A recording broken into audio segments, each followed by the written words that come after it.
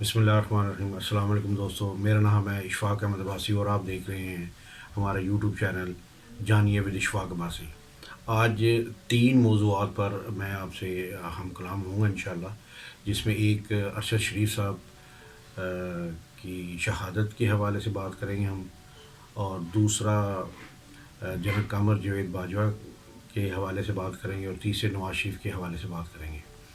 تو سب سے پہلے ارشد شریف شہید کے بارے میں جو گزارش میں کرنا چاہتا ہوں وہ یہ ہے کہ 23 اکتوبر کو یہ واقعہ رونما ہوا، اور آج 23 نومبر ہے، 1 مہینہ ہو گیا ہے، اور آج تک ابھی تک ہمیں ٹرک کی بتی کے پیچھے لگایا ہوا ہے اس گورنمنٹ نے، امپورٹنٹ گورنمنٹ نے، اور جو بھی متعلقہ اتھارٹیز ہیں انہوں نے ہمیں ابھی تک اس کی ٹرک کے پیچھے بتی کے پیچھے لگایا ہوا ہے۔ اب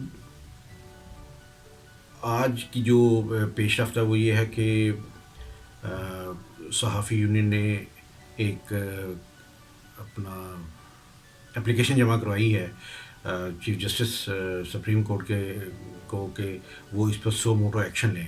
چلیں خدا کر کے ہمیں ہمارے باقی صحافیوں کو بھی اس پہ ترس تو نہیں کہنا چاہیے، لیکن یہ ہے کہ چلو ان کے ضمیر ان کے جاگے ہیں۔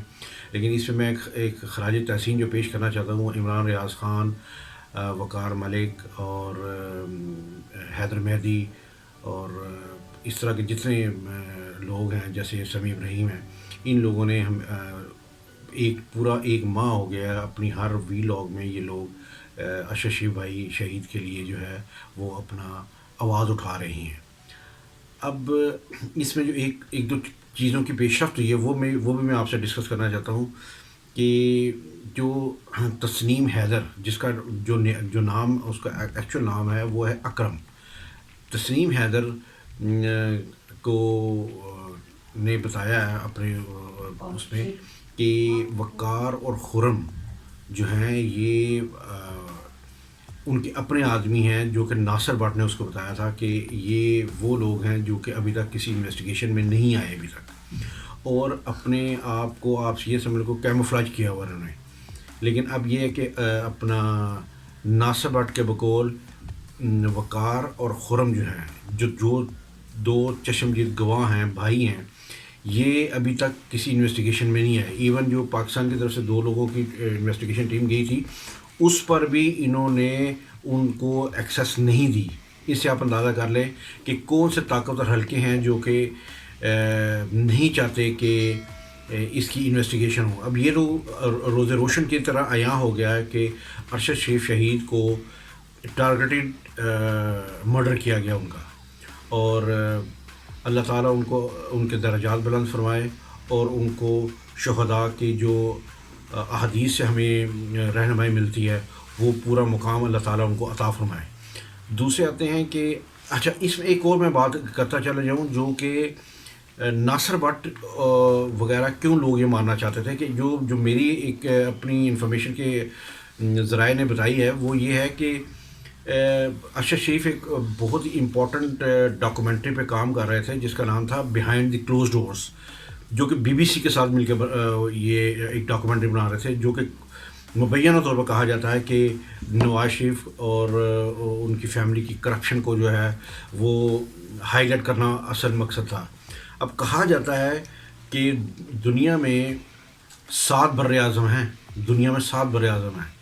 انٹارکٹیکا کو نکال دیں تو باقی 6 رہ جاتے ہیں۔ مبینہ طور پر یہاں تک کہا جاتا ہے کہ نواز شریف اور اس کی فیملی کے جو بزنسز ہیں، جو کاروبار ہیں، وہ 6 بر اعظموں میں پھیلے ہوئے ہیں۔ اس سے آپ اندازہ کر لیں کہ کتنی بڑی اس وقت یہ ایک مافیا کے طور پر کام کر رہے ہیں یہ۔ دوسرا جو میرا آج کا موضوع ہے وہ اپنا جنرل قمر جاوید باجوہ صاحب کی جو آج فیئر ویل تقریر آپ کہہ لیں کہ وہ انہوں نے کی ہے، جس پہ انہوں نے کافی چیزوں کو ہائی لائٹ کیا، وہ آپ نے سن بھی لی ہوں گی۔ لیکن میری گزارش یہ ہے کہ 2019 میں جب بیلجیم کا یہ اسکینڈل آیا تھا، تو اس وقت کے جو فیڈرل منسٹر تھے انہوں نے باجوہ صاحب سے پوچھا کہ کیا آپ اس کو ڈیفینڈ کر سکیں گے اگر آپ تک یہ بات پہنچی اور آپ اپنی دولت ہے اس کے بارے میں بتا سکیں گے کہ آپ نے یہ چیزیں یہ پراپرٹیز کیسے خریدی. تو اس وقت جو میری اطلاع ہے اس کے مطابق یہ تھا کہ انہوں نے بہت اس چیز کو برا بنایا تھا کہ کیسے کچھ جرت کر سکتا ہے کہ مجھ سے یہ اس طرح کی کوئی پوچھے. اور آج دیکھ لیں قانون قدرت دیکھیں کہ ہارڈلی 2 سال بعد 3 سال بعد اب یہ ہر چیز عیاں ہو کے سامنے آ گئی. اور نہ صرف قمر جاوید باجوہ نے جو اپنا پورا ٹینیور گزارا اس میں اب ان کی فیملی، ان کی بیگم، ان کی بہو، ان سب کے بھی نام روز روشن کی طرف لوگوں کو پتہ چل گئے ہیں.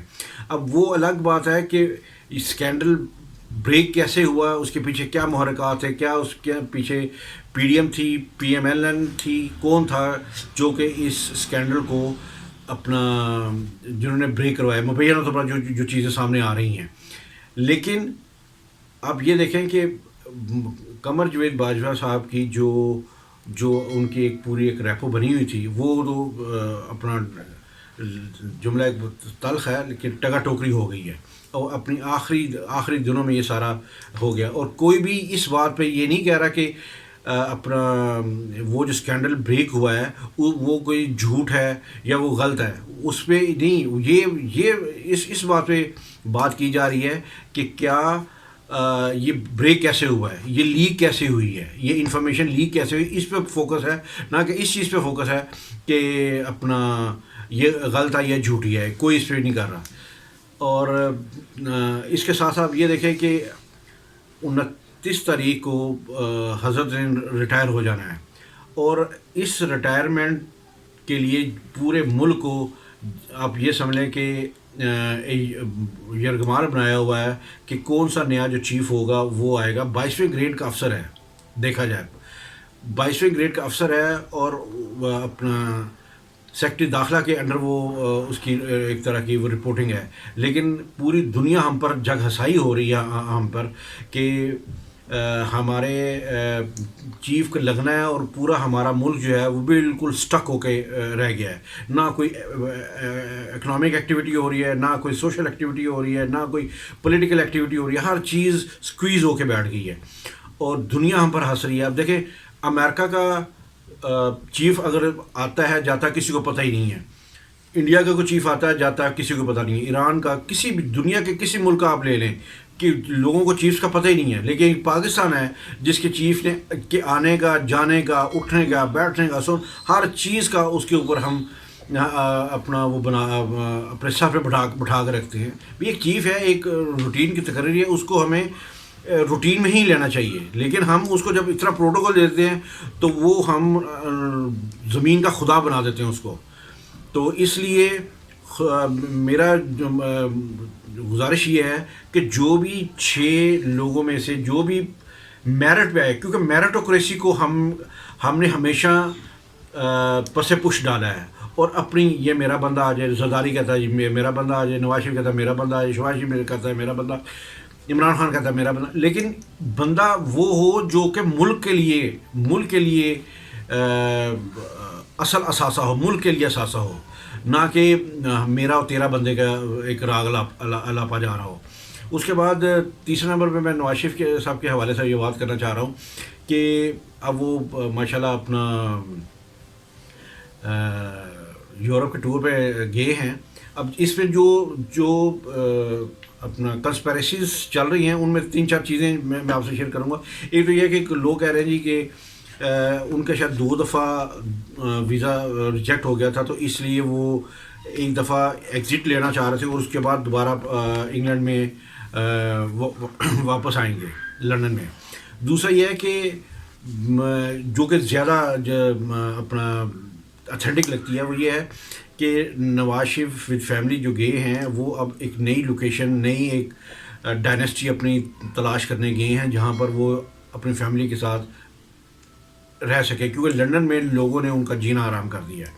اور لوگ اب ان کو نہ دن دیکھتے ہیں نہ رات دیکھتے ہیں. اور وہ آ کے اپنا ایک پورا جم غفیر ان کو آ کے جو نعرے لگاتا ہے وہ چور چور کے لگاتا ہے. اب اس وجہ سے بھی وہ وہاں سے نکلنا چاہ رہے ہیں. تیسرا تسنیم حیدر جو جس کی میں نے ابھی شروع میں بات کی ہے, اس نے جو ایک طرح کا آپ سمجھ لیں گے نا خود کش حملہ کر دیا ہے. اس سے بھی بچنے کے لیے کیونکہ انویسٹیگیشن جب ہونی تھی تو نواز شریف کو بھی بلانا تھا انہوں نے, اور نواز شریف سے بھی پوچھ گچھ ہونی تھی اور کھینچا تانی ہونی تھی, اور وہ ایک نیا ایک اپنا معاملہ ہونا تھا. اور چوتھا یہ ہے کہ اپنے بھائی کو شہباز شریف کو جو بھی آرڈر دینا تھا کہ بھی جس کو بھی چیف لگانا ہے اس کا آرڈر اس کو دے دیا ہے, اور دینے کے بعد حضرت جو ہیں وہ خود پکنک پہ چلے گئے ہیں, یورپ کی پکنک پہ, اور بتانا دنیا کو یہ چاہ رہے ہیں کہ میں نے اپنا آئی ایم دا کنگ. اور وہ اس چیز کو مد نظر رکھتے ہوئے اپنے یورپ ٹور پہ گئے ہیں. تو یہ چند گزارشات تھیں جو کہ میں نے کہا آپ سے ان کو شیئر کیا جائے, اور انشاءاللہ اگلے ویلاگ میں دوبارہ ملتے ہیں.